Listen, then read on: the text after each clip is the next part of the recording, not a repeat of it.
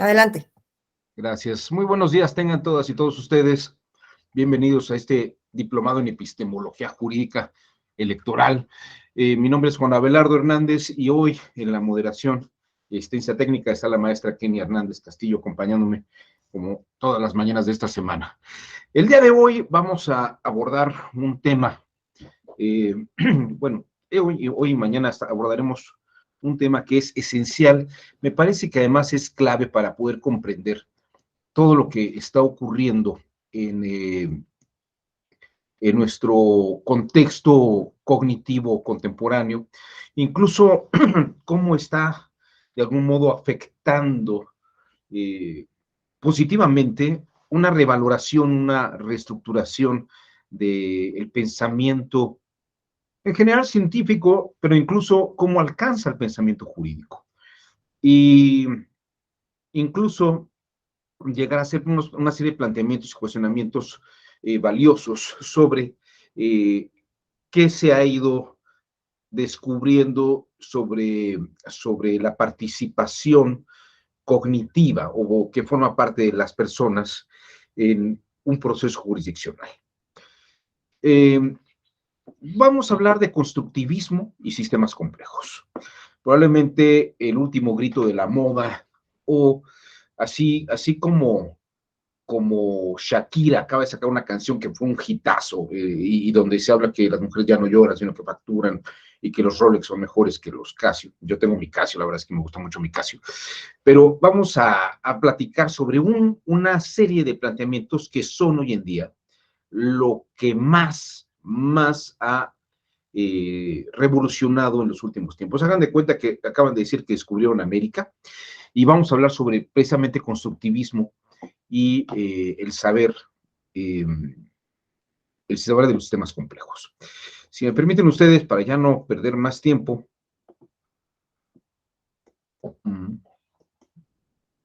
vamos a ver estas láminas.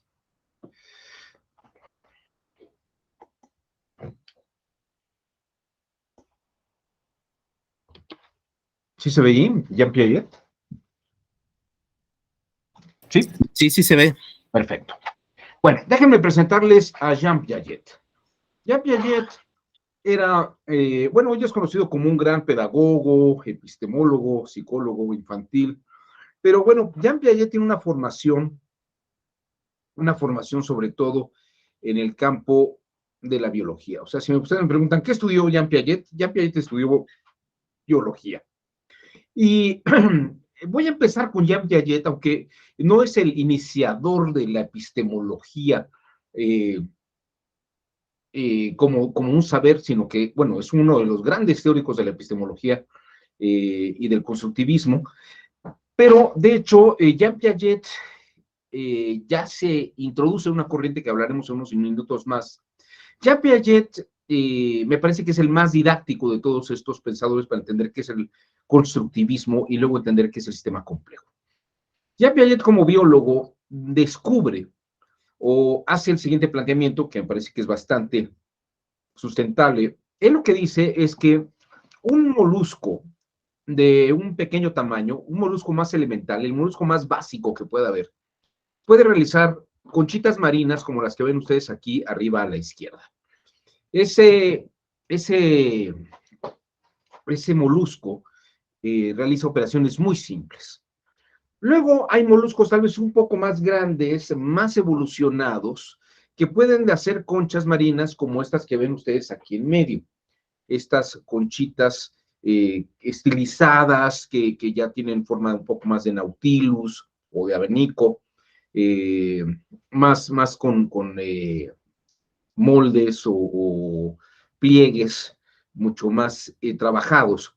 Y luego un molusco de mucho mayor tamaño, pues puede hacer unas conchas marinas o unos nautilus mucho más desarrollados, como los que ven ustedes en la parte inferior.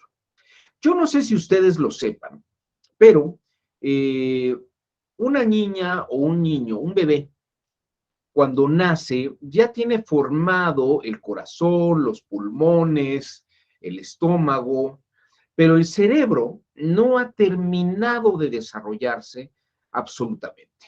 El cerebro todavía va a tardar en terminar de crecer y desarrollarse cerca de unos 18 años, casi 17, 18 años.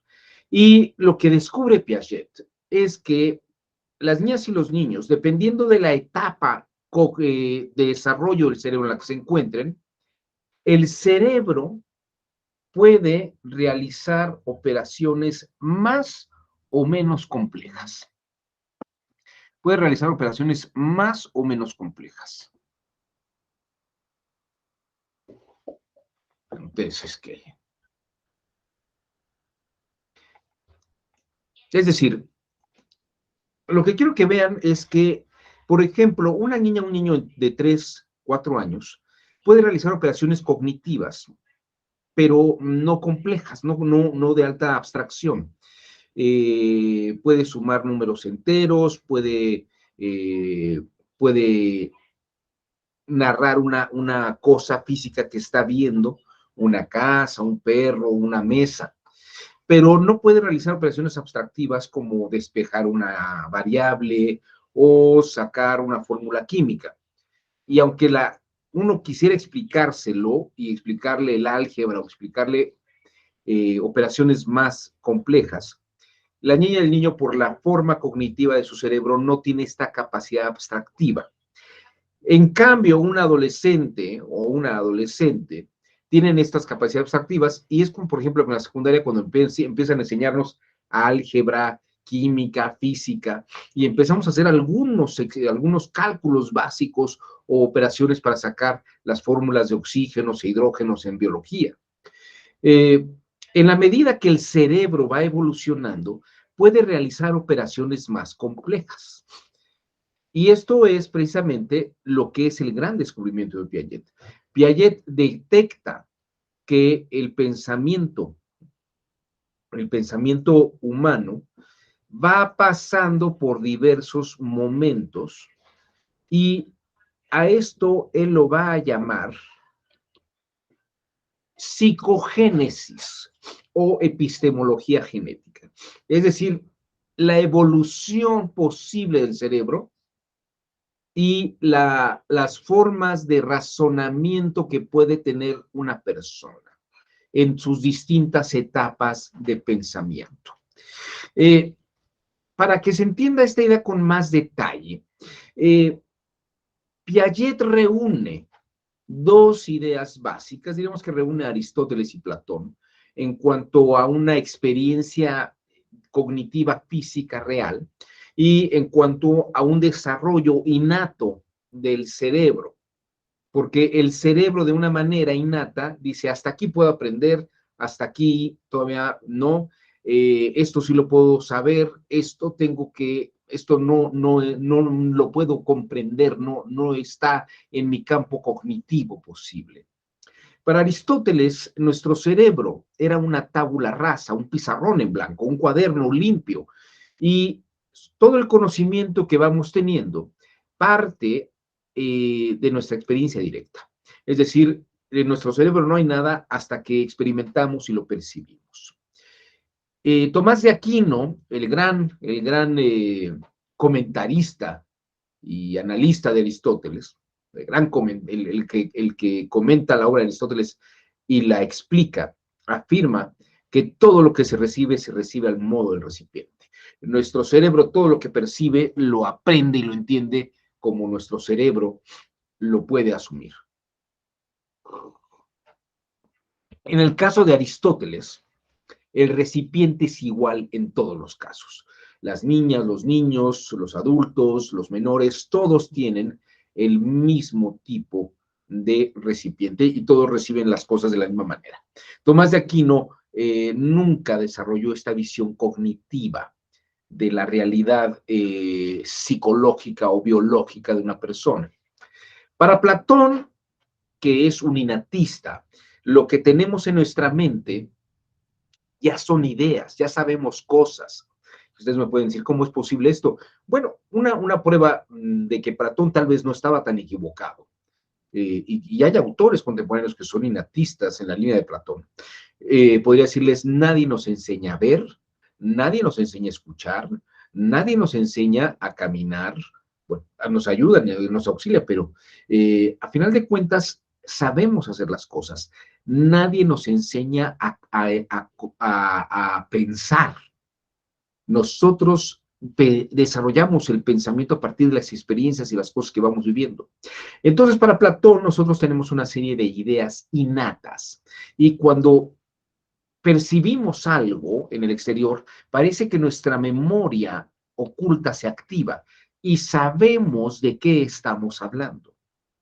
Bueno, en la idea de Piaget, como el cerebro va evolucionando y solamente entiende ciertas cosas en cierta etapa, pero en la medida que puede evolucionar el cerebro, puede entender ideas más complejas, más abstractivas, donde hay mayor abstractividad, tal vez el conocimiento se puede dar de forma conjunta entre innatismo y innatismo y empirismo.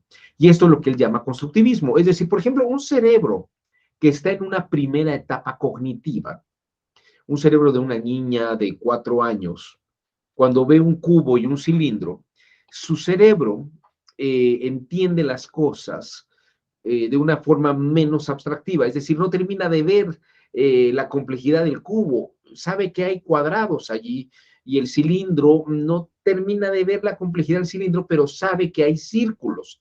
Es una figura extraña que tiene que ver con círculos, pero no termina de comprender exactamente qué es. Si ustedes tuvieran memoria de esto, tal vez podrían hacer el esfuerzo de recordar estas cosas que es probable que las vean de esa forma. Por eso tal vez las niñas y los niños no pueden dibujar tan fácilmente un cilindro o un cubo, ¿no? Porque no lo conciben abstractivamente. En cambio, cuando el cerebro se ha vuelto más abstractivo, más evolucionado, el cerebro puede comprender y construir con sus condiciones biológicas la comprensión de los cuerpos complejos en su sentido de complejidad. Como tiene que ver con el desarrollo del cerebro en distintas etapas y tiene que ver con lo que uno está experimentando, diríamos que el pensamiento se construye tanto en su experiencia como en la etapa evolutiva cognitiva. Y con esto, con esta epistemología genética o psicogénesis, lo que quiere decir Piaget es que no todos perciben lo mismo de la misma manera. No todos perciben lo que estamos viendo del mismo modo. E incluso déjenme decirles que un adulto que no ha desarrollado estas capacidades abstractivas, que se desarrollan con aprendizaje de matemáticas, lecturas, hacer cálculo, aprender un poco de química, que son saberes más abstractivos. Con eso uno estimula el cerebro y puede, ya ha evolucionado el cerebro, hacer operaciones abstractas. Si el cerebro ha evolucionado, pero no se le estimula con esas operaciones abstractas, el cerebro no está realizando o no va a poder realizar operaciones abstractas. Ahorita les voy a poner un par de ejemplos de qué pasa cuando un cerebro no está condicionado o no ha sido estimulado para un razonamiento adecuadamente abstractivo, ¿no? Esto que he estado explicando, Piaget lo dice de una forma muy, muy, muy fácil. J'aimerais dire d'abord 2 mots de l'idée centrale de notre épistémologie génétique, parce qu'elle est presque toujours mal comprise. Les gens me prennent pour un empiriste, et même pour un néo-behavioriste, comme l'a fait Verlaine, parce que je soutiens que la connaissance part de l'action exercée sur les objets. Or, une action sur les objets, c'est pas du tout la même chose que tirer la connaissance des objets eux-mêmes. Il y a donc là une première confusion. Les autres, on me trouve au contraire néo-maturationniste ou même innéiste, étant donné que je fais appel à l'action du sujet. Mais ils oublient que l'action du sujet, c'est justement une action sur les objets et qu'il y a par conséquent interaction et pas action à sens unique. Autrement dit, je ne suis ni empiriste ni innéiste. mais je suis constructiviste. C'est-à-dire que je pense que la connaissance est affaire de construction nouvelle par interaction avec le réel et ne sont pas préformées. Il y a créativité continuelle. J'aimerais donc montrer en quoi la connaissance n'est pas préformée, ni dans les objets, ni dans le sujet, mais qui est toujours auto-organisation et par conséquent une continuelle construction et reconstruction. Eh bien, pourquoi ne suis-je pas empiriste? L'empiriste pense que la connaissance est une sorte de copie des objets, copie fonctionnelle, comme disait Hull. Or, ça n'est jamais une copie. Elle est toujours une assimilation, c'est-à-dire une interprétation par l'intégration de l'objet dans des structures antérieures du sujet. Bueno, aquí como ustedes pueden ver, Piaget lo que nos está diciendo es que cuando tenemos una etapa de pensamiento, nuestras ideas están en los límites de la posibilidad cognitiva de nuestro cerebro. Pero cuando crecemos, esta posibilidad cognitiva se expande y entonces lo que habíamos pensado, lo que habíamos conocido, parece que lo reconstruimos. Es decir, nuestro pensamiento lo construimos de una manera, pero a la medida que vamos avanzando, reconstruimos el pensamiento de otra forma. Hay hoy en día, para que vean ustedes el alcance que puede tener esto, ha habido incluso ya coloquios y congresos en los que dentro de los temas de las mesas de trabajo existe la discusión sobre la construcción de la prueba. Y la construcción en el sentido epistemológico que está utilizando Jean Piaget. La prueba, algunos pensarían que son los hechos que avalan un asunto, pero la prueba efectivamente es aquello, pero la prueba no va sola, la prueba tiene que ir acompañada de una narrativa que avale que ese hecho o esa mecánica de hechos efectivamente corresponde a lo que está ocurriendo, ¿no? Para que se entienda esto, yo puedo tener una narrativa.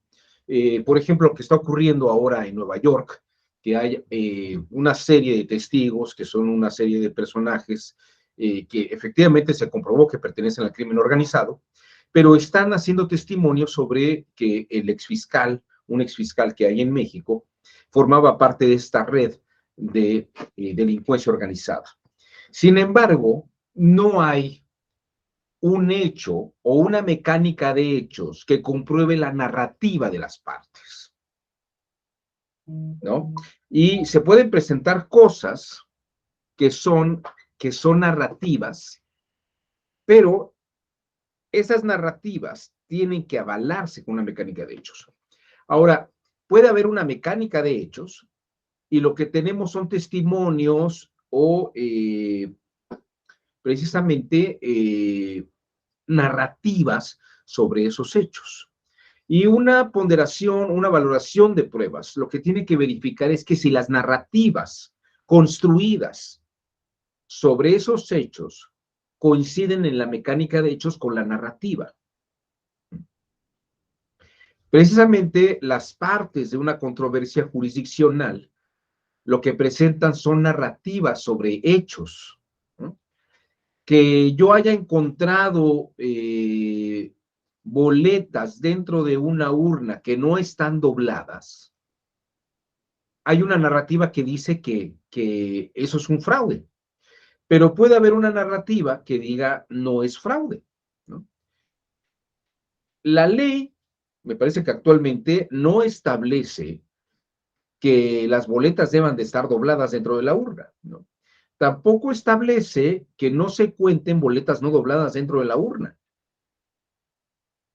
Y parece que estamos partiendo de un principio en que asumimos que toda boleta que está dentro de una urna tiene que estar doblada.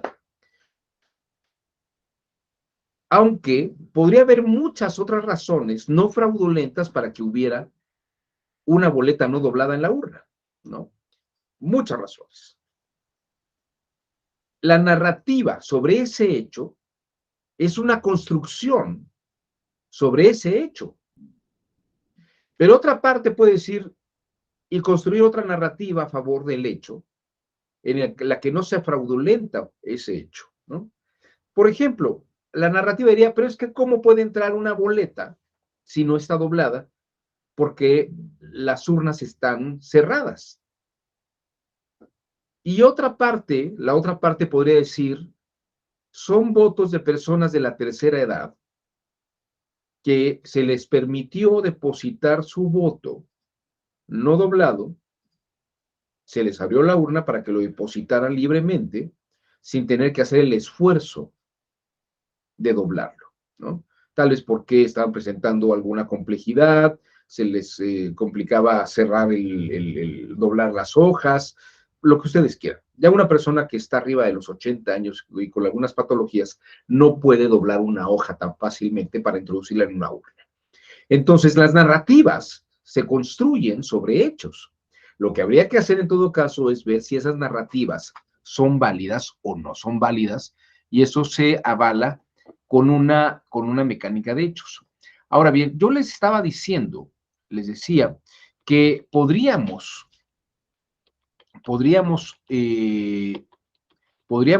ver que hay personas adultas que si no han sido estimuladas de una manera adecuada, es decir, que no desarrollaran su habilidad de razonamiento abstractivo, aunque el cerebro hubiera evolucionado, no necesariamente quiere decir que su pensamiento haya elaborado una capacidad más abstractiva. Les voy a pasar un par de videos cortos. Parecería que es una cosa graciosa, pero la verdad es que explican muy bien el fenómeno de un cerebro de un adulto o de una persona adulta, primero vamos a ver una mujer y luego un hombre, en el que el pensamiento no desarrolla una capacidad abstractiva, sino que se queda en una etapa de razonamiento previo. Eh, para que ustedes vean que el planteamiento de Piaget no está tan sesgado. Vamos a ver este video.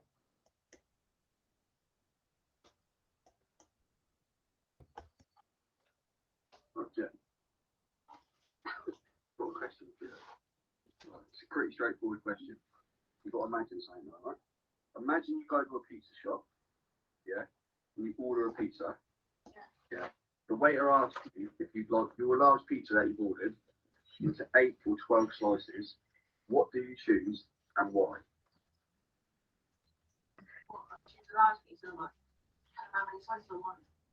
Well, yeah, you asked if you want to cut an 8, Madden, or 12. 8. Why 8?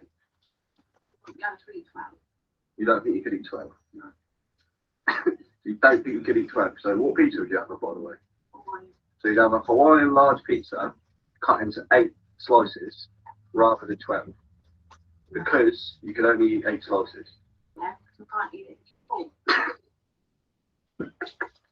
What are you laughing for? Let me get this straight, yeah? You're telling me that you would order a large Hawaiian pizza and you'd have it cut into 8 slices because you couldn't eat 12 of the same pizza. Yeah, because you can't eat the extra 4 slices, man. Not bad, got it?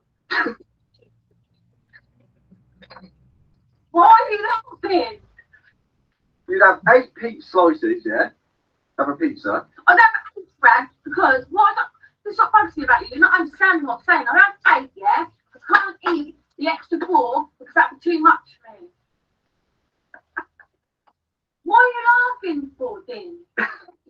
On the bin. Right, so let me get this straight. You've got a large pizza, yeah? Yeah, I've got a large one pizza. He asked me, Jenny, how many slices would you like that cut into? I say 8 please, Brad. And then he comes out and like 8 pieces. And you ask me, why have I done that? Because I can't eat the extra 4 fucking bits. What is so hard to understand about that? But it's the same pizza, Jen, so it'd be the same amount, wouldn't it? How would you? There's 4 extra bits of pizza on my plate. Don't hear me now. But, right, so with these 8 slices, be the same size as the 12 slices? Oh, I don't know. I ain't got to cut a fucking pizza for a living, Brad. No, it's just common sense, isn't it? Would they be the same size? Do I cut pizza for a living? No. So how am I going to know if they're the same size or not? Do you measure your fucking pizza when you go to a pizza restaurant? But yeah, it's the same pizza. What are you not getting about this? It's the same pizza. So you'd have 8 over 12, yeah? Yeah, because I eat fucking 12 cakes, Brad. I eat 8, and extra 4 will make fucking 2 full up. Not getting what I'm saying, are you? You don't get what I'm saying, though, are you? No, listen. No, you don't get what I'm saying. You asked me how many pizza I say I have 8, please, because I can't eat 12. Why can't I understand that? Yeah. Well, you're not understanding. If you've got the same pizza and it's cut into 8 slices, yeah, and then you cut the same pizza into 12, you're still eating the same pizza. So no matter what slice you get, it's still going to be the same, isn't it? No, because one's 8 and one's 12. It's ridiculous. Well, I don't get it. Well, one is 8 and one is 12. Bueno, ahí tienen un ejemplo de una persona adulta que no es capaz inmediatamente de hacer la abstractividad y darse cuenta que aunque la pizza es la misma, si se corta en 8 pedazos o en 12 pedazos, se come exactamente la misma cantidad.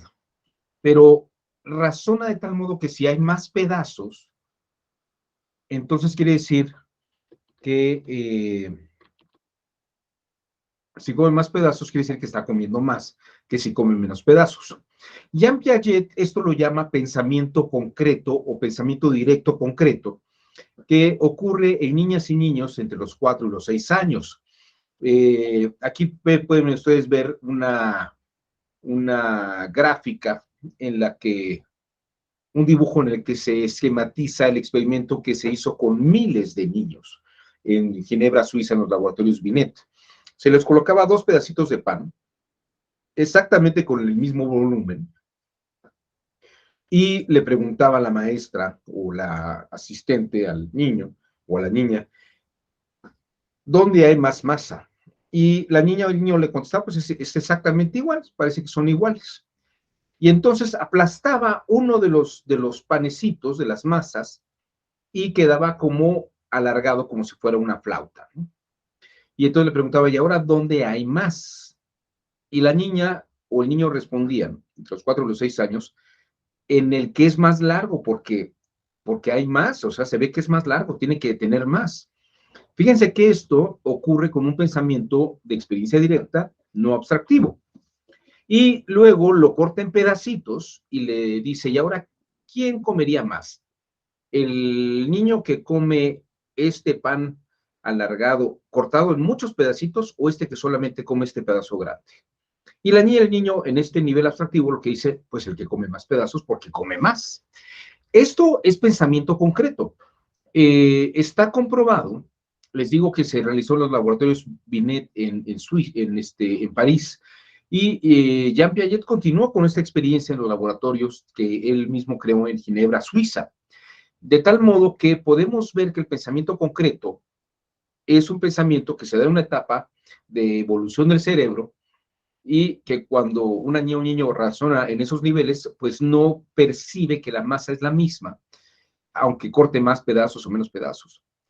En cambio, cuando el cerebro evoluciona y se le ha estimulado con razonamiento abstractivo, aprendiendo álgebra, aprendiendo matemáticas, leyendo textos más complejos y abstractos, ¿no? Ahora les voy a explicar un poco cómo podría ser eso. En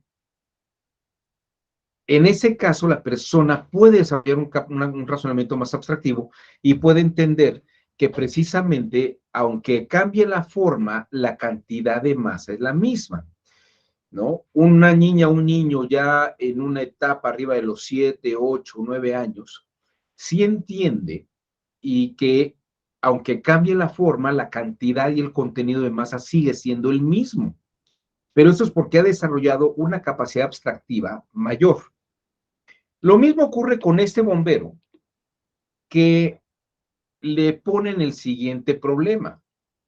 Cuando yo tenía 6 años, le hizo un compañero bombero, mi hermana tenía la mitad de mi edad, tenía 3.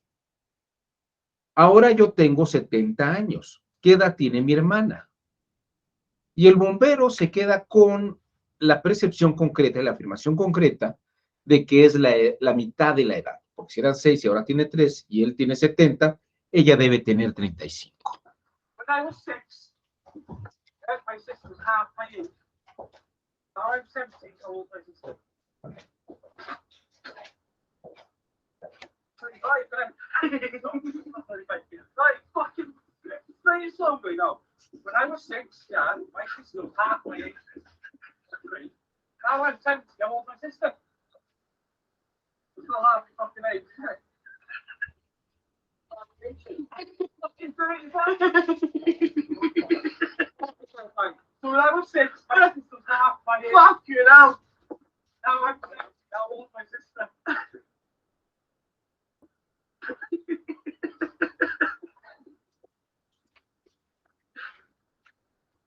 I know why you're laughing at it. I think it's a simple one. I say it slowly.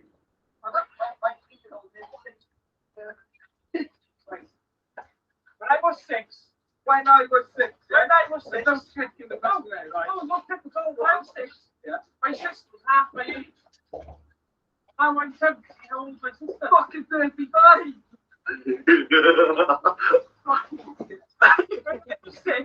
My sister half my age. So how old was she? 3. So now I'm 70, how old is my sister? Oh. So 35. I'm trying to relax, you know. That's not basic, is. I can't do a match here. I can't. I've got this now. I've got this. Oh, God. Fucking shit happened. Let me fucking fix that. Right. Start getting out. You and now you must be with me, right? So you're 70 to 64 years or something like that, yeah. So 38. Right, 64. I was half the 64. Half the 64. No. Yeah, come on. When I was 6, my sister was half my age. Ready? Now I'm 70. Still half your fuck. She's only 3 years younger than me. That's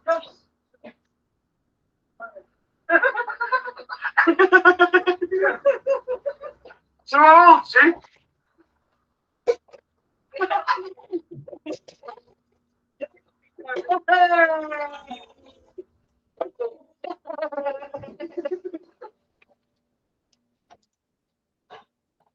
Bueno,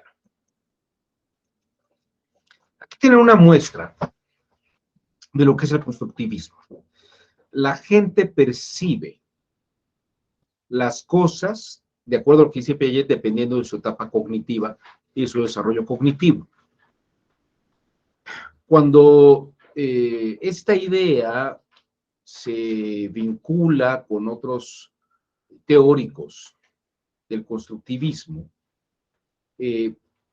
se va comprendiendo que no solamente es importante el tema, que no solamente es el tema de la evolución cognitiva del cerebro, de la condición de evolución del cerebro, sino que también tiene que ver con el entorno social en el que una persona se encuentra. Hay algunos estudios que hizo Lev Vygotsky con Alexander Luria en la ex Unión Soviética, en algunas regiones de Uzbekistán, donde se comprobó que dependiendo de la zona donde estaban, la gente tenía ciertas formas de razonamiento. En concreto, fueron a una región de Uzbekistán donde no sabía la gente leer y escribir, eran pueblos campesinos analfabetas de principios del siglo XX. Y este grupo de investigadores que fueron con Alexander Luria, por órdenes de Lev Vygotsky, llegaron a la siguiente conclusión. Se dieron cuenta que esto mucho antes de que se lo planteara Piaget, lo que descubre Alexander Luria y informa a Lev Vygotsky es que la gente de esta zona no puede realizar cierto tipo de razonamientos abstractivos. El de la derecha es Lev Vygotsky, el de la izquierda es Alexander Luria. fueron a la Unión Soviética, a esta región de Uzbekistán en el año 32, y se dieron cuenta que la gente no hacía razonamientos abstractivos. Por ejemplo, les ponían un triángulo o un cuadrado, les ponían un círculo, y la gente no decía que era un cuadrado, un círculo, un triángulo, decía, esto es un plato, o esta es la luna, esta es una puerta. Relacionaban las cosas no con el nombre de la figura abstracta geométrica, sino con objetos en específico. Aquí tienen ustedes una reproducción de los informes. Si ustedes leen los informes, son literalmente transcripciones. Les ponían círculos, trapezoides, semicírculos, triángulos, y le decían, ¿qué es esto? Y la gente respondía, esto es un plato, esto es un talismán, esto es una puerta, esto es un cesto. Y luego ya operaciones un poco más complejas, por ejemplo, les ponían un cuadrado y un rectángulo. Les preguntaban, ¿estas figuras podemos reunirlas y clasificarlas del mismo modo, o sea, en un mismo grupo? Y la gente decía, no, eso no es posible, porque este es un vaso y eso es una taza, ¿no? No pueden estar juntos. Y luego les ponían, por ejemplo, un círculo y un semicírculo, y decían, no, tampoco esto va junto, porque una cosa es un arete, ¿no? O es una moneda, y esto es la luna, por ejemplo. Este tipo de razonamientos se fueron anotando. Vygotsky, por los estudios de Luria, se da cuenta que la gente tiene un pensamiento concreto y sobre todo práctico, ¿no? Les ponían, por ejemplo, una cosa que luego fue un ejercicio de abstractividad que se colocaba en los talleres, en los workshops de Estados Unidos, y que incluso se utilizaba para la educación en una serie de televisión que se llamó Plaza Sésamo. Les ponían, por ejemplo, un tronco, una pala, un serrucho y un martillo. Y les preguntaban, ¿qué cosa no es igual a las otras? ¿No? ¿Qué cosa no es igual al otro? Denme un segundo, por favor.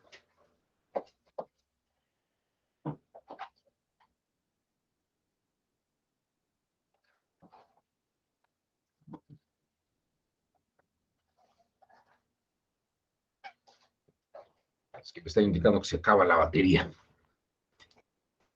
Bueno, y los campesinos decían, no, pues todo sirve, aquí no hay nada que sobre. Y le decían los expertos, los investigadores, a ver, fíjese bien, el serrucho, el martillo y la pala son herramientas, y aquí tiene un tronco. Y dice, sí, pero pues ¿sobre qué voy a serruchar? ¿Sobre qué voy a clavar? Sobre dónde puedo recargar la pala, ¿no? También es una herramienta para mí el tronco. Entonces, en ese sentido, le preguntaban, bueno, a ver, le voy a ayudar. Hay una persona que decía que ahí sobra el tronco. ¿Por qué cree que decía que sobraba el tronco? Y el 99% del campesinado que estaba siendo encuestado decían, pues a lo mejor tiene mucha leña y ese le sobra, ¿no? También otro de los estudios que es concluyente es que no pueden realizar un silogismo básico. No pueden realizar lo que se llama en lógica un modus ponendo ponens y un modus tollendo tollens. Este experimento sobre todo se desarrolló en adolescentes, allí en esta zona de Uzbekistán. Se les preguntaba, por ejemplo, se les ponía una premisa mayor. En el norte, donde hay nieve, todos los osos son blancos. Premisa menor, la isla de Terranova está en el norte, en donde siempre hay nieve. ¿De qué color son los osos? Y los adolescentes, hagan de cuenta que estaban viendo un episodio del Chavo del Ocho, decían, pues no sé, yo nunca he estado allí. ¿Por qué no le preguntan a alguien que sí haya estado? Yo les puedo platicar que en algunas partes aquí en la región donde vivimos hay osos pardos, ¿no? Hay osos pardos. Pero incluso los investigadores decían, bueno, hombre, pero puedes realizar algunas conclusiones a partir de lo que te dicen. No, pues yo la verdad no estuve allí. Si quieren, déjenme ver, pregunto y les resuelvo a ver quién ha estado en esa zona, ¿no? Fíjense que esto es muy, muy interesante porque aunque el cerebro ha evolucionado, si no está en un entorno donde se le pueda estimular, la construcción de la percepción de la realidad es distinta a la de una persona que ha llevado otro tipo de contexto sociocultural y de educación. Estos descubrimientos se consolidaron en un congreso que hubo en Moscú en 1966, un congreso sumamente importante. Tienen ustedes aquí a la extrema derecha a Jean Piaget y el penúltimo, derecha a izquierda, es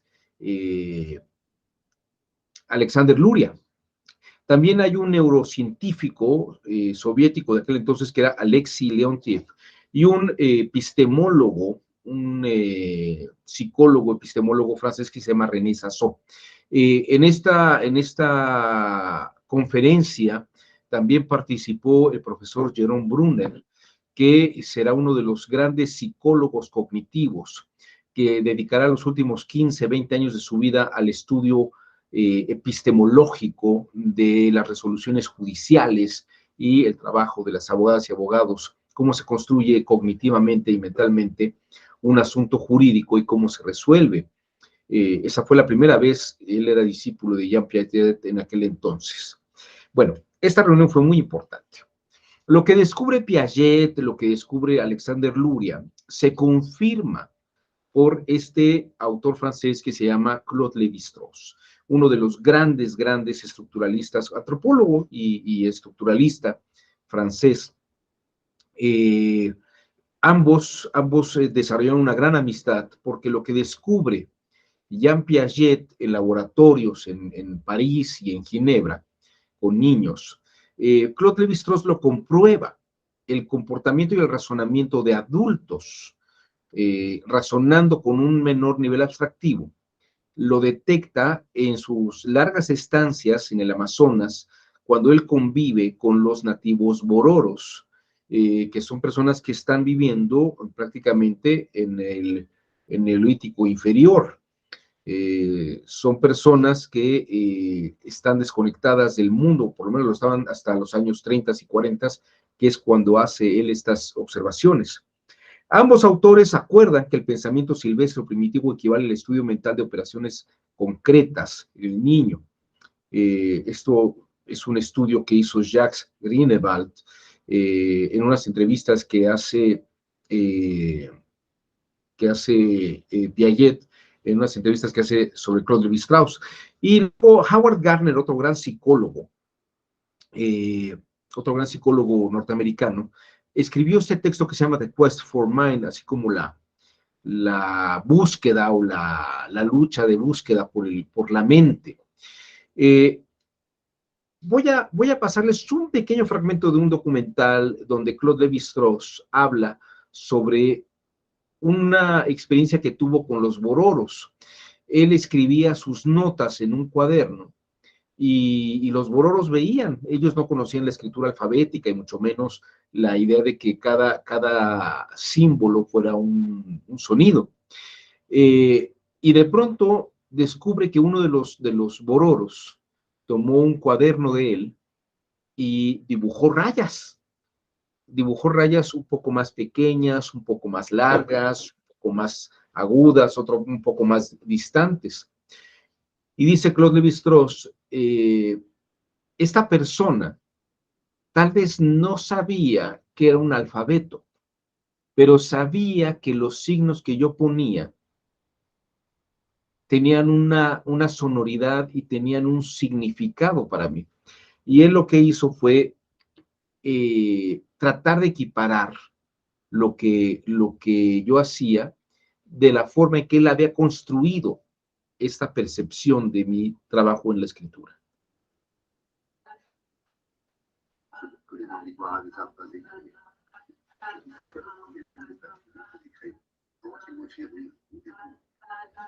Puis un jour, je l'ai posé une tracée sur le papier, des lignes horizontales pour l'idée.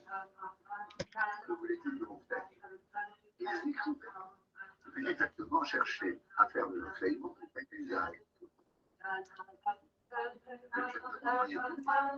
Ça me semble qu'il y avait beaucoup sur les faits. Et comme il ne pas malgré les importations de des traces sur son papier, des lignes aussi qui me les présentent.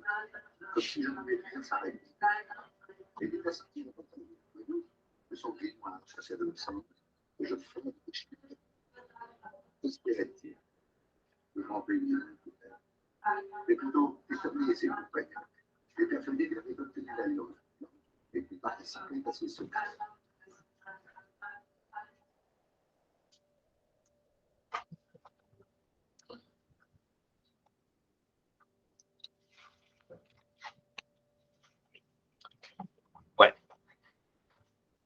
esto que vieron precisamente es el descubrimiento de Claude Lévi-Strauss sobre estos nativos.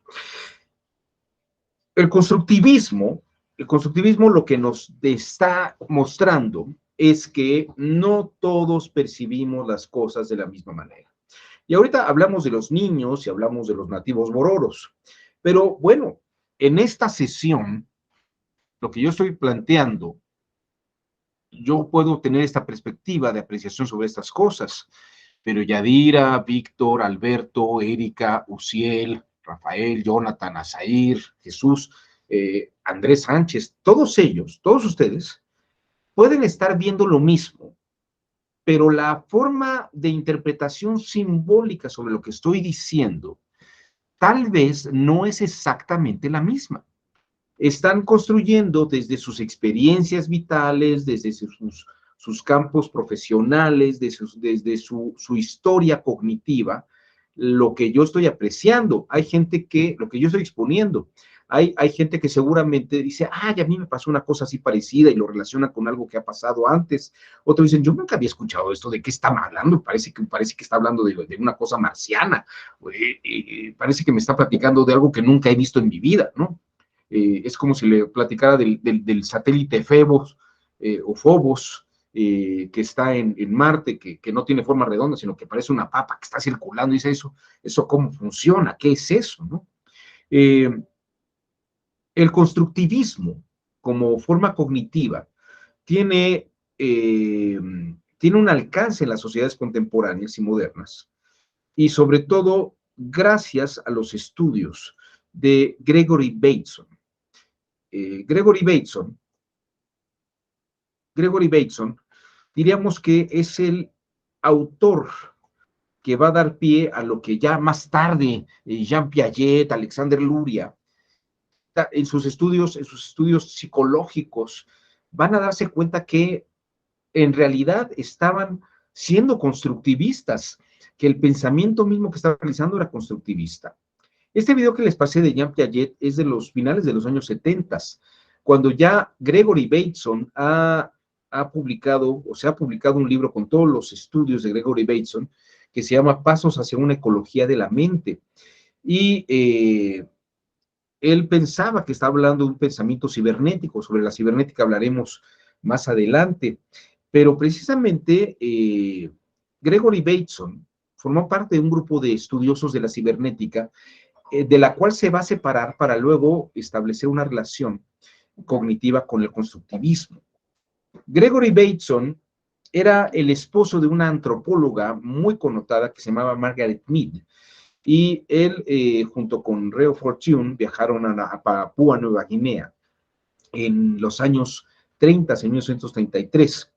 Ahí hubo un estudio que realizaron los Bateson, Margaret Mead, que era su nombre de soltera, junto con Gregory Bateson, sobre las características balinesas o las formas de comportamiento de los balineses, los gestos que hacían, tratando de detectar que las formas de comportamiento eran distintas dependiendo de los contextos antropológicos y socioculturales en los que vivían. Pero luego Gregory Bateson se da cuenta y va a acabar haciendo unos estudios en Palo Alto, California, va a fundar un centro de estudios en Palo Alto, California, donde se estudia y se descubre que no solamente es el entorno nacional, diríamos, de los balineses, sino que la gente, incluso dependiendo de las familias donde vive o de los lugares donde estudia, va desarrollando características de pensamiento y características de comportamiento individual. Es decir, hay una forma constructivista que puede estar influenciada por una sociedad, una comunidad donde uno está viviendo, pero también depende del entorno en el que uno mismo se esté desarrollando. Este es Gregory Bateson en los años 50, hablando sobre su actividad como antropólogo, ya tocando estudios de frontera, tal vez con la psicología. It makes sense what people do, whether whether it be in New Guinea, in rituals, or in mental hospitals here in this country, or in suburban homes. And perhaps the most frightening thing about mental illness is that it does make sense. And what we are doing in Palo Alto is studying the settings in which people become mentally ill in order to think about the conditions and the sort of sense that particularly schizophrenia makes.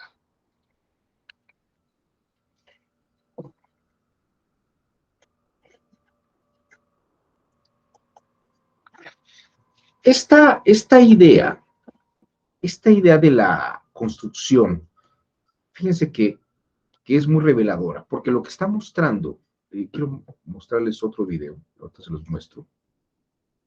Lo que está mostrando Gregory Bateson es que la descripción de las actividades no solamente es el no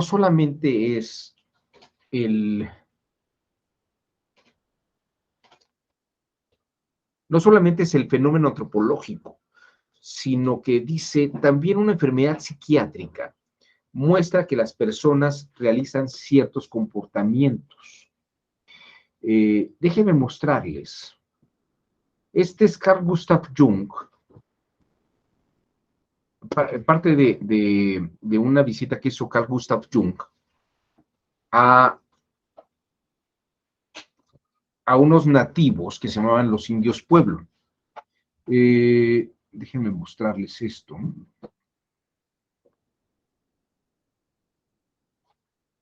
Denme un minuto.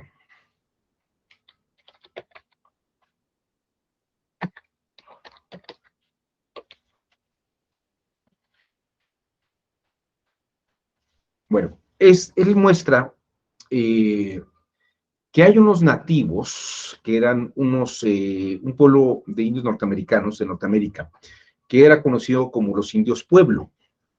Y él hace una gran amistad con el jefe de la tribu, de los indios pueblo, y lo que le dice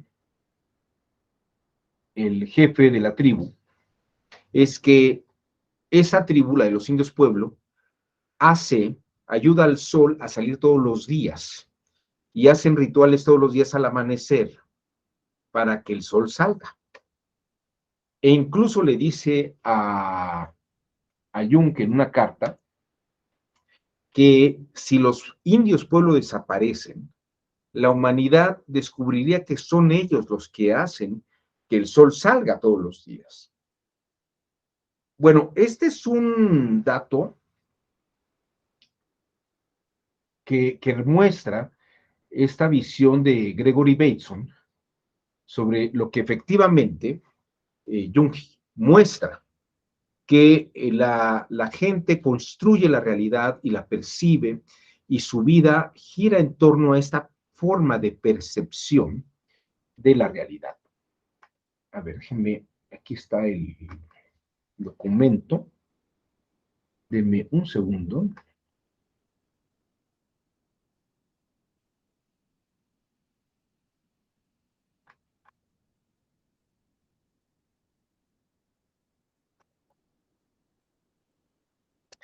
Es muy ilustrativo esto. Está abriendo. Está.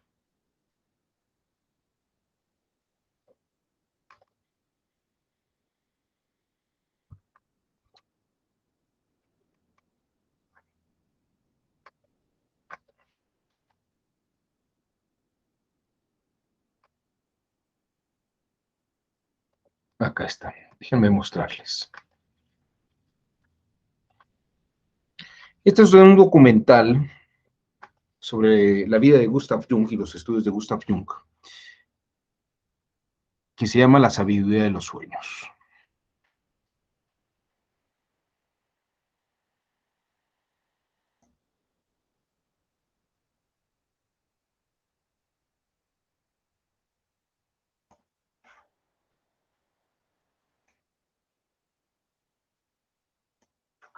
En mi viaje siguiente a Estados Unidos, fui con un grupo de amigos a visitar a los indios de Nuevo México, los constructores de ciudades. Un curandero que conoció allí, un hombre llamado Lago de Montaña, repetía gustoso lo que le había dicho Lago de Montaña, que todos los americanos están locos porque piensan con la cabeza en vez de con el corazón, como hacen los indios. Lago de Montaña le ofreció la visión religiosa india de que sus rituales ayudaban al sol a salir cada día y que sin su ayuda el sol dejaría de salir.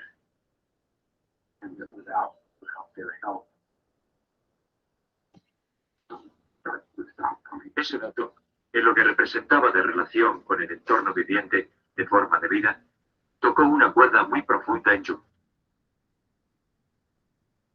10 años después de que se destruya nuestra religión, el mundo entero sabrá que habíamos estado trabajando por el mundo entero.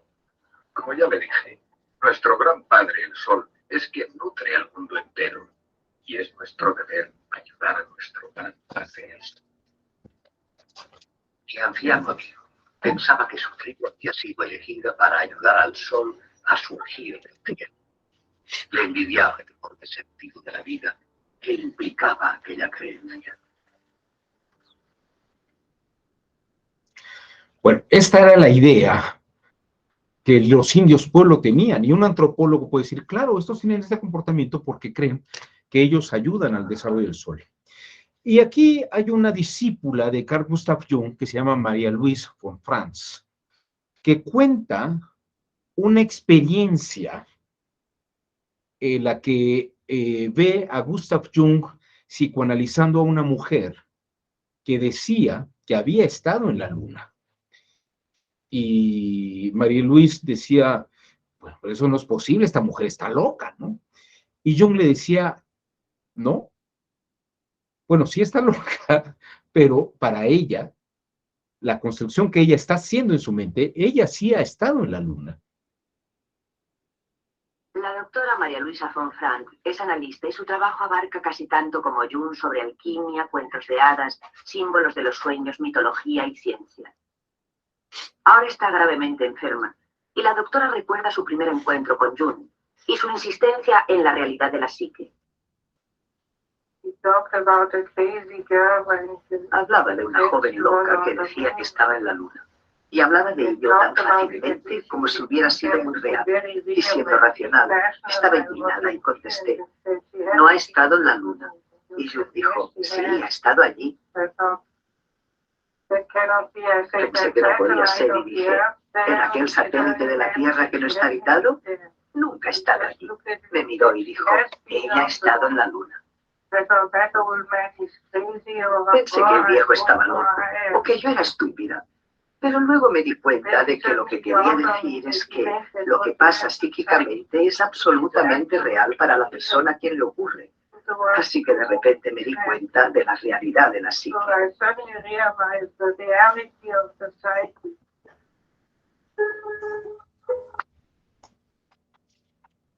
Bueno, sí quería que vean ustedes esta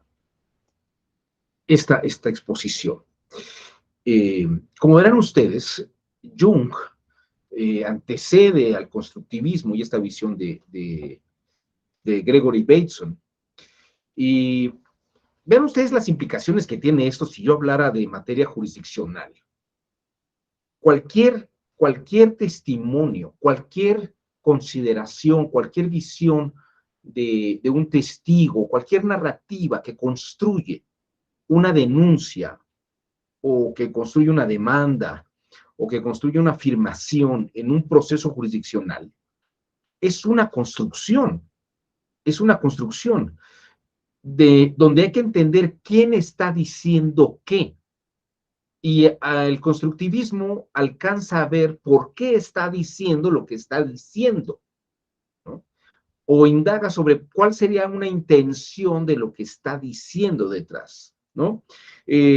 Para algunas personas, lo que ocurre en el metro de la Ciudad de México es un problema de falta de mantenimiento. Muy probablemente lo sea. Pero para la jefa de gobierno, hay un boicot desde dentro del sindicato del metro, los trabajadores del metro o gente que está queriendo dañar a su imagen y de alguna manera para tratar de evitarlo pidió apoyo de la Guardia Nacional en el metro de la Ciudad de México. Yo no sé si sigue ahí, creo que ya salió, pero es una construcción narrativa sobre lo que estaba pasando allí. Podrían decir, bueno, ¿qué está queriendo engañarnos o no? Bueno, es la narrativa que ella trae y hay gente que asume esa narrativa como si fuera real. Hay gente que no lo hace. Si la mecánica de hechos y se detecta efectivamente que las cosas son como dice una narrativa u otra, esto ya es un tema jurisdiccional. Pero el tema jurisdiccional debe partir que efectivamente no es que las dos personas tengan un conocimiento absoluto de la realidad, sino que están denunciando y están queriendo reivindicar derechos y están denunciando una falta es una falta normativa la que se ha cometido, si se ha cometido un delito, si se ha cometido una falta a la normatividad de la reglamentariedad, son construcciones, a final de cuentas, que además se expresan por la narrativa. Son expresiones que se dan por la narrativa, ¿no? Y el constructivismo precisamente lo que señala es eso. Yo puedo creerle a usted que usted cree lo que está diciendo, pero de ahí a creer lo que está diciendo es otra cosa distinta.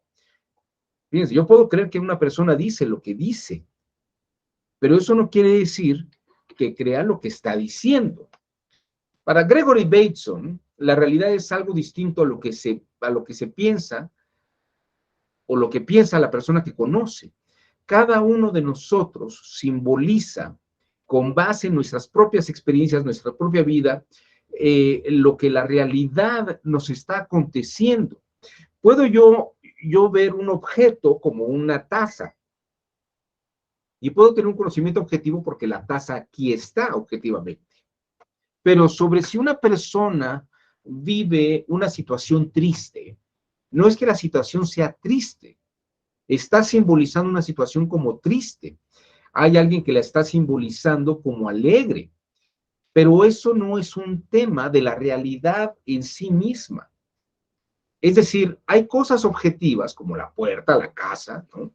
Si uno se lanza por un barranco, va a caer por el barranco, ¿no? Aunque piense que va a volar, pero su experiencia subjetiva, su forma de simbolizar el evento es distinto.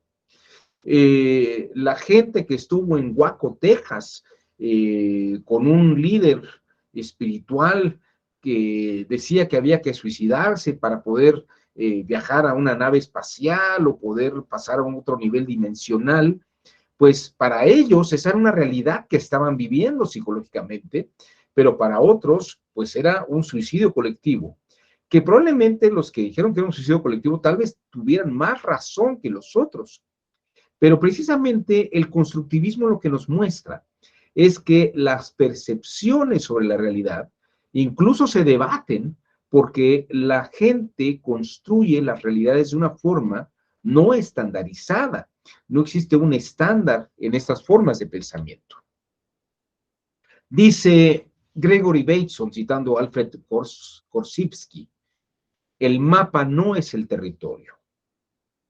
El territorio es la forma en que simbolizamos una zona, si es más bonito, si es más feo, si es más agradable, si es propio para vivir o no, pero el mapa solamente nos enseña una zona.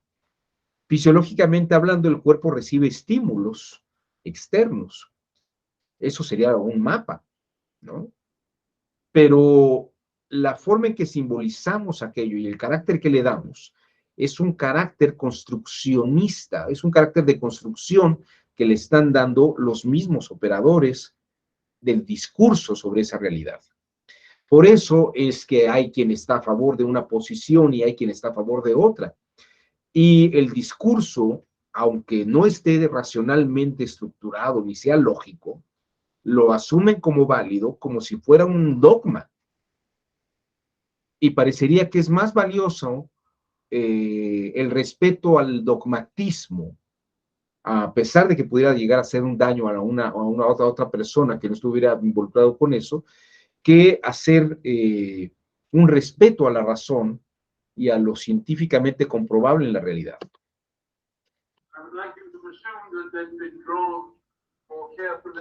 Este es Gregory Bateson, ya en una edad más avanzada, explicando esto mismo del constructivismo.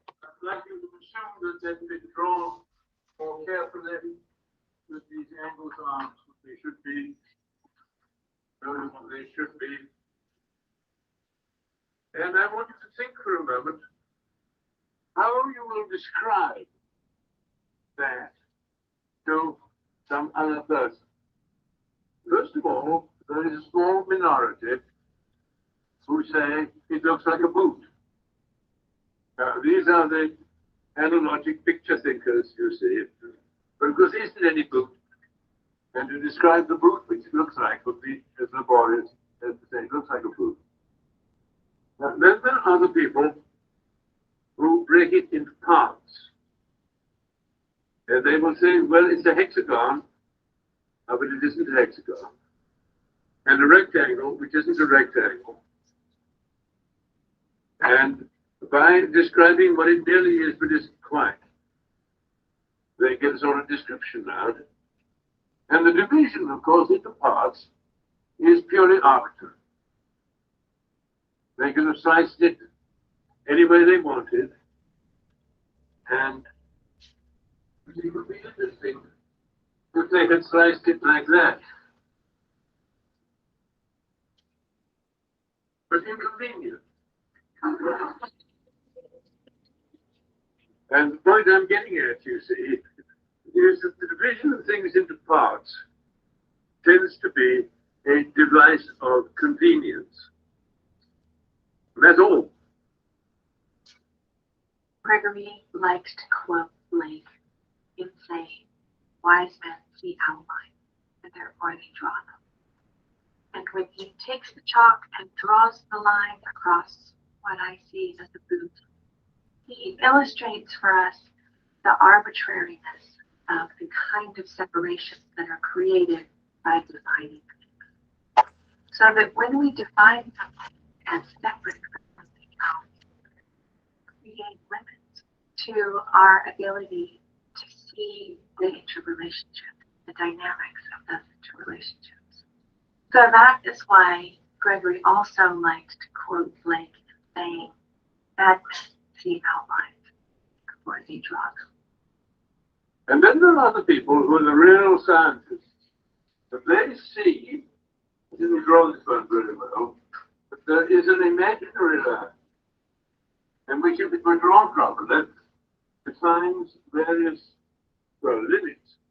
These are scientists. You see, they look for a relation which isn't really there, in terms of which they will describe this thing. All right, now, you see, what's reality?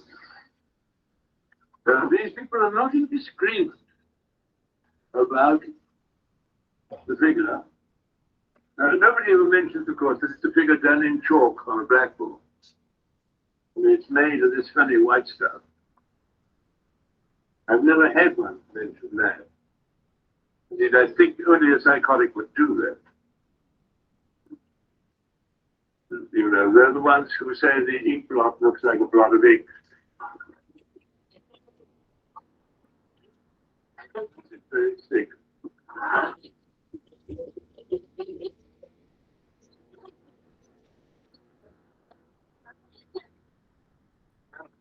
On the whole, they can get a certain amount of agreement, you know, about what's really there. But we cannot get agreement about ways of describing it.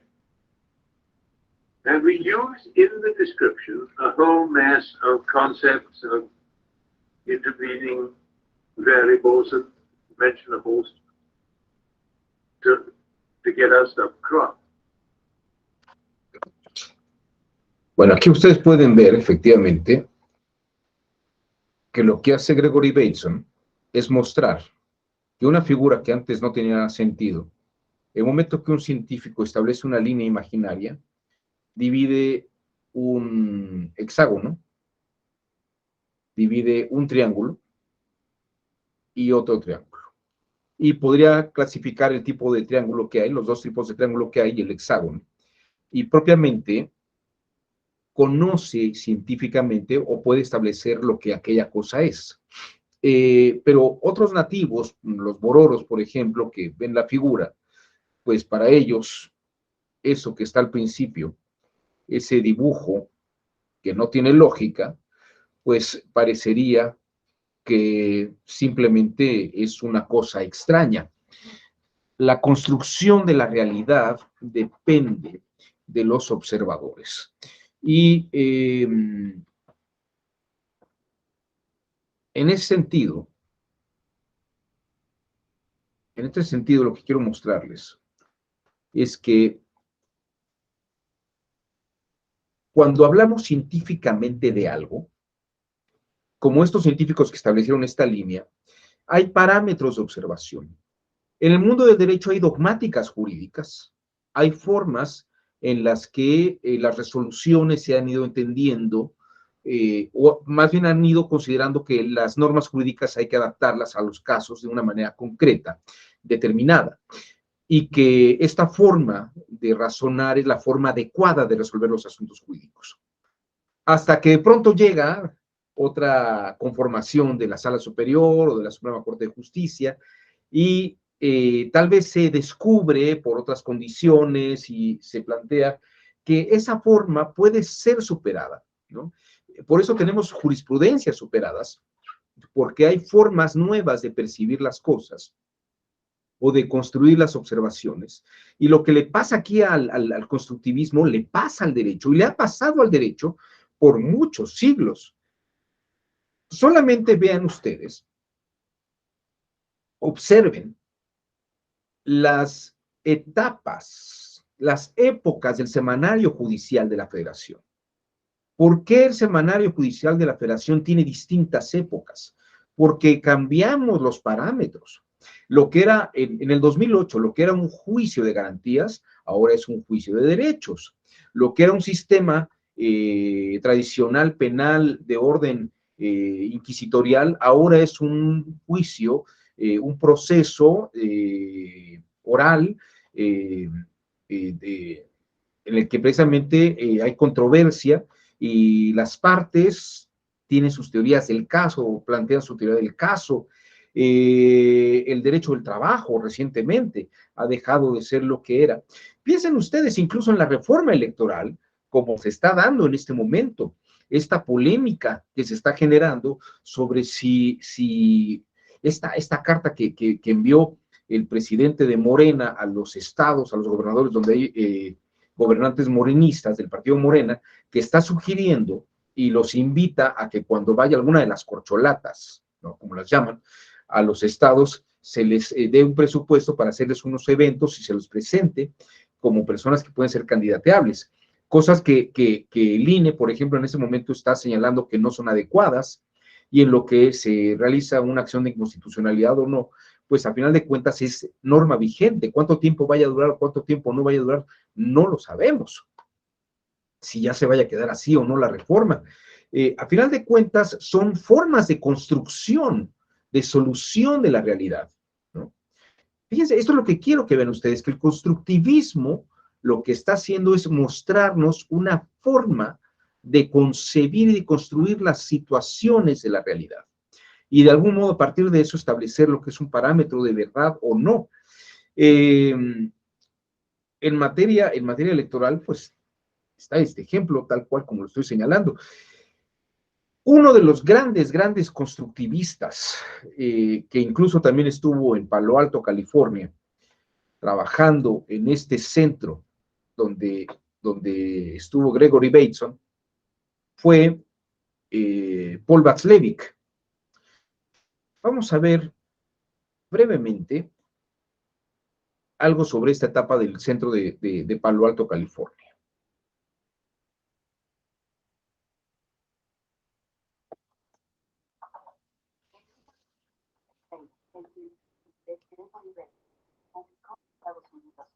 y a una teoría de la esquizofrenia, un trabajo que innovaría los enfoques dentro de la psicología. Reflexiones y discusiones filosóficas formarían parte de una corriente conocida como constructivismo.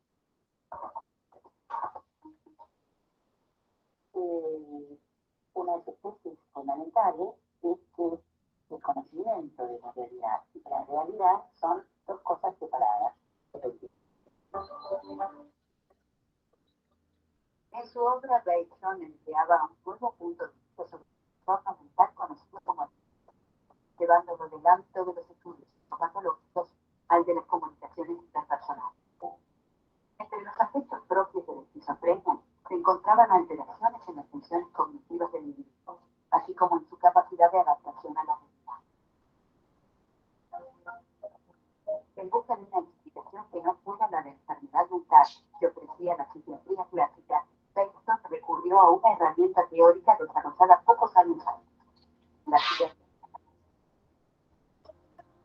Voy a simplificar con una cosa que nosotros todos, posiblemente de la escuela, en la teoría de la comunicación. Hay un emisor y un receptor.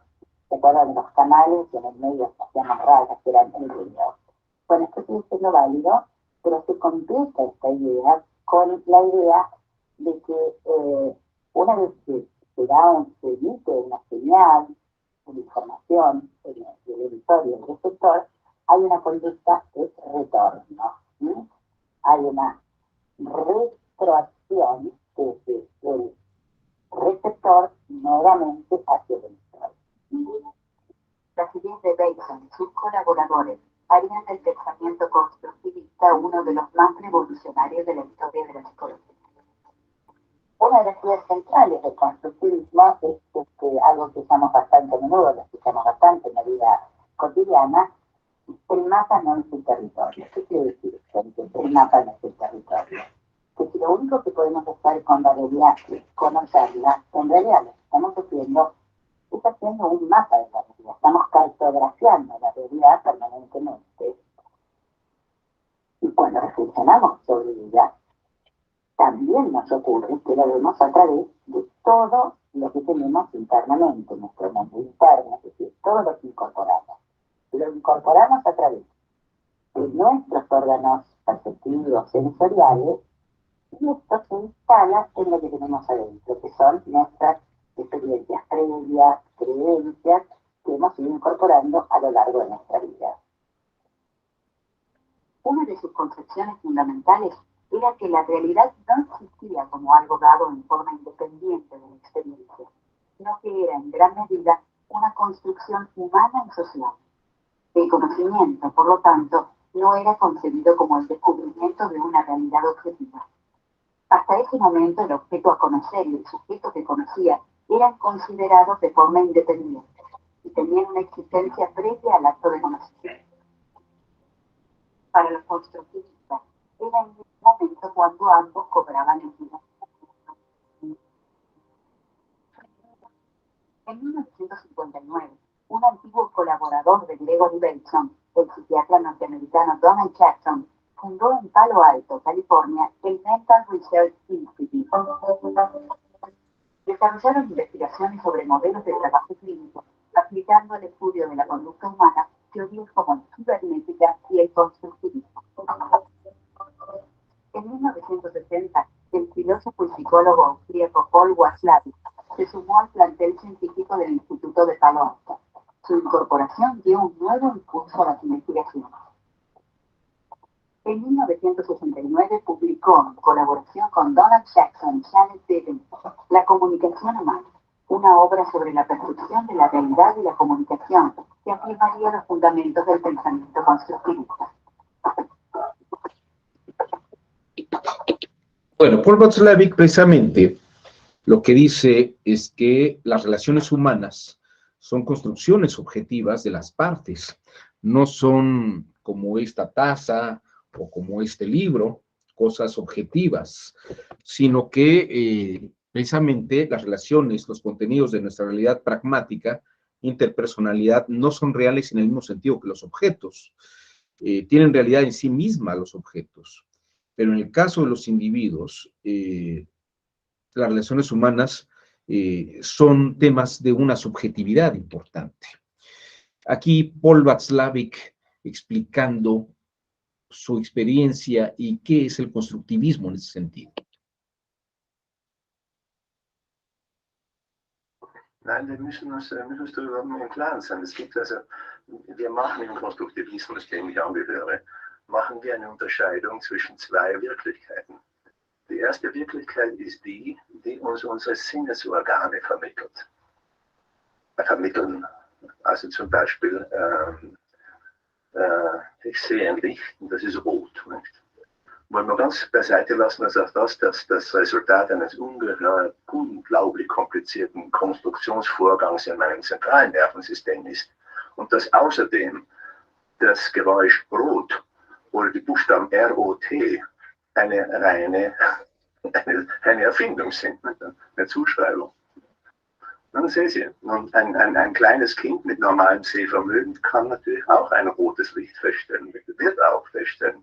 Nur, das Kind weiß deswegen nicht, dass das, notwendigerweise noch nicht, dass das Rot heißt und schon gar nicht, dass das Auftauchen von Rot von Rotlicht unter gegebenen Umständen bedeutet, man darf die Straße jetzt nicht überqueren. Das sind Zuschreibungen an die sogenannte Wirklichkeit der ersten Ordnung, die Wirklichkeit, die mir mein zentrales Nervensystem vermittelt. Unweigerlich kommt es zur Zuschreibung von Bedeutung, Sinn und Wert. Und da gibt es absolut keine Möglichkeit, ein für alle Mal festzustellen, wer Recht hat und wer Unrecht hat. Daher das Witzchen, der Pessimist sagt von der Flasche, dass sie halb leer ist, der Optimist sagt von derselben Flasche, derselben Wirklichkeit erster Ordnung, dass sie halb voll ist. Der Wahrheit ist meines Erachtens, der Begriff ist nur dort anwendbar, wo Leute derselben Wirklichkeitskonstruktion angehören. Also ich lebte in den 50er Jahren kurz in Bombay und da wurden mir Swamis vorgestellt, das sind heilige weise Männer, auf die im Okzident die Diagnose der schizophrenen Katatonie angewandt würde. Also sehen Sie, es ist eine Frage der Ansicht, also der Definición. Sí. Bueno, ahí tienen ustedes a Václavic precisamente mostrando esta idea de lo que es construcción en sí misma. No sé si hasta aquí alguien quisiera comentar algo, quisiera hacer alguna pregunta. El constructivismo es una corriente que no ha pasado de moda. Incluso los modelos educativos contemporáneos están fuertemente influenciados por el constructivismo. Incluso ya en algunas universidades se está empezando a hablar del sistema complejo, el sistema complejo de desarrollo cognitivo y aprendizaje. Ahora bien, aunque el sistema cognitivo tiene estas cualidades, ustedes me dirán, bueno, y entonces, ¿hay un conocimiento científico estable?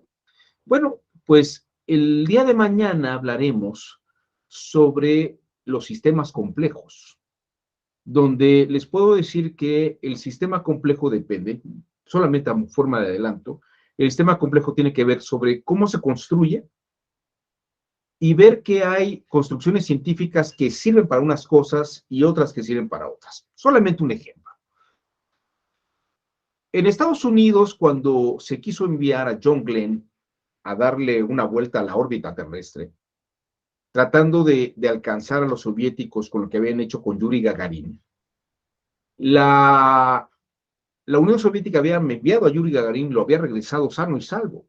Los Estados Unidos, en la época del 60-61, cuando John Glenn estaba preparándose para esta exploración, los científicos veían claramente cómo enviarlo al espacio, pero no tenían la fórmula para regresarlo sano y salvo. Y lo que vieron, y esto lo descubre una mujer que se dedicaba a hacer los cálculos, a la cual estaban privando de muchos datos importantes. Si les interesa este tema, está en una película que se llama Talentos Ocultos, bellísima película, pero ahí se cuenta la historia de esto que ocurrió. Esta mujer les dice, díganme cuál es el problema y yo les ayudo a resolverlo, porque ya una gran matemática. Y entonces le dicen, bueno, es que está dando vueltas y lo que hay que hacer es detener la nave para que pueda bajar, porque si va a una velocidad acelerada y lo bajamos, se puede quemar y puede morir en el retorno.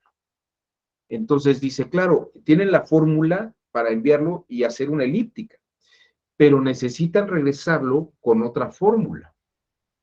Dice, sí, y no entendemos cómo esa fórmula podría ocurrir. Y entonces esta persona, pensándolo, dice, pues hay este otro método, ¿no? Creo que es el método de Gauss, ¿no? Creo que era el método de Gauss o de alguno de estos personajes.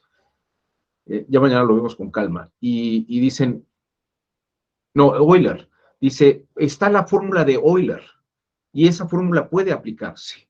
Dice, pero es una fórmula muy antigua y es matemática antigua. Dice, sí, sí es matemática antigua, pero sí sirve.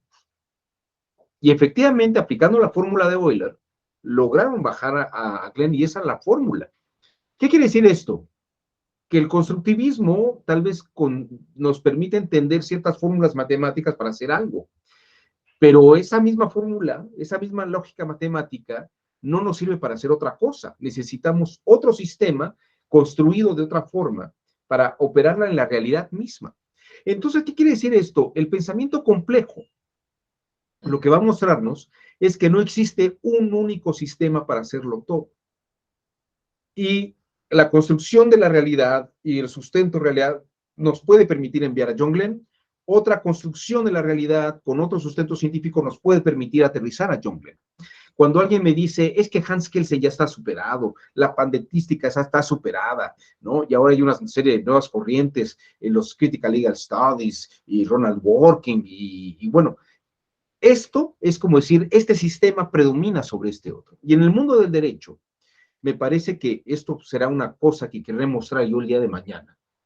En el mundo del derecho, podemos tener sistemas y construcciones jurídicas operando en la complejidad de sistemas sin tener que considerar un sistema frente a otro como posibles para poder solucionar realidades jurídicas necesarias para establecer un orden en la realidad que estamos viviendo. Pero sobre esto platicaré el día de mañana. Por el momento y por el día de hoy detendré aquí la sesión.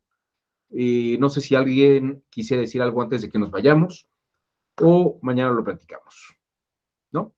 Pues les agradezco a todas y a todos su generoso tiempo. Nos vemos mañana en este diplomado en epistemología jurídica electoral. Espero que haya sido de su interés esta sesión y nos vemos el día de mañana para hablar sobre sistemas complejos. Muy buen día. Gracias, doctor. Gracias, buen día. Hasta luego.